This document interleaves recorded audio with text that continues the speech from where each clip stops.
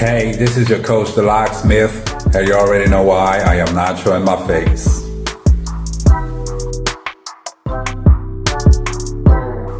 Welcome for your new episode of Special Tips Monday. Today, I'm teaching you how to seduce your neighbor. Not trying to put pressure on you, but to my personal opinion, I think it is pretty easy due to the proximity and all its range of action that you can undertake.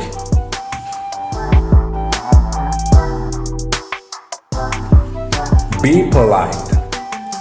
This is a great way to show manners and value while creating different types of contacts, verbal as much as non-verbal.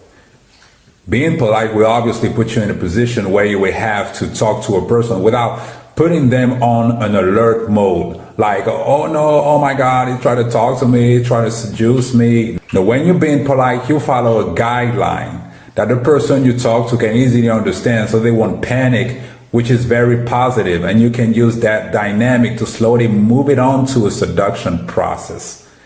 And that's exactly what you can try to do. When you say hello, when you say thank you, use the tools of seduction when speaking, like non-hesitating looks, not hesitating voice, well, basically nothing hesitant, but all that while being as natural as you can be. Just by doing so, you will reflect the personality of somebody confident, who has manners, and who is socially open, so it won't require much effort to engage in any type of conversation with you, which is a great plus too. On top of that, repetition creates habits, and habits make people feel comfortable. The more the neighbor you try to seduce will hear your voice, the more she will feel comfortable if one day you engage into a deeper conversation with her.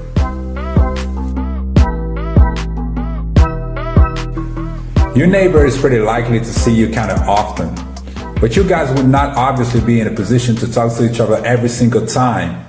So the best way to keep an attractive dynamic is to take tremendous care of your body language. What is a good body language? Pumped up chest, not hesitating movements and looks, relaxed posture. Displaying a good body language is the best way to keep a seduction process going on, even without speaking. Keep in mind that this has to be maintained as soon as you step out of your place, because you never know when you can be visible from her. Besides being polite, being helpful has three positive sides. First, you show that you're somebody that can be counted on, which is obviously a very attractive trait of personality. Your neighbor will more easily picture herself in situations where she can ask for your help, and that can multiply the chances of it happening. However, don't mix up being somebody we can count on and being a slave for a woman. This last one will only be used without being attractive at all. Know your limits. To be appreciated at its best, your help has to come from you. Based on that, the second positive aspect about being helpful is that you can show your ability to take initiatives. Women love men who can take initiatives.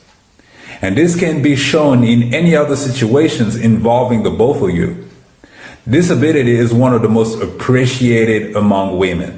So the next time you see your neighbor struggling with carrying her groceries bags, don't ask her if she needs help. Go out there and tell her, hold on, and grab it for her. Third and finally, being helpful can put you in situations of deeper closeness. When, for like in the previous example, you would go help her with her groceries bags that you would bring into her home or to her door. This is important also. You need to get closer to her sometimes so she can feel you better. Touch you as you brush against her or inadvertently bump into her. That will add another dimension to how she feels about you.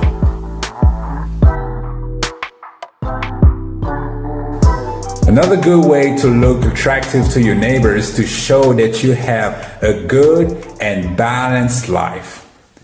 And that implies the fact of having friends here and there, well, the fact of having a social life in some kind of way. So if you already have one, don't always join your friends at the places outside of yours. Tell them to also come by so your lovely neighbor can see that your personality can attract people and that you're pretty social, which could ease your future potential exchanges. So it was your episode Special Tips Monday. If you enjoyed it or thought it was useful, you can click the like button and subscribe if you want. If you have any situation that you want me to break down as usual, or you have any question, you can leave a comment below. Don't forget, no woman is supposed to resist around you.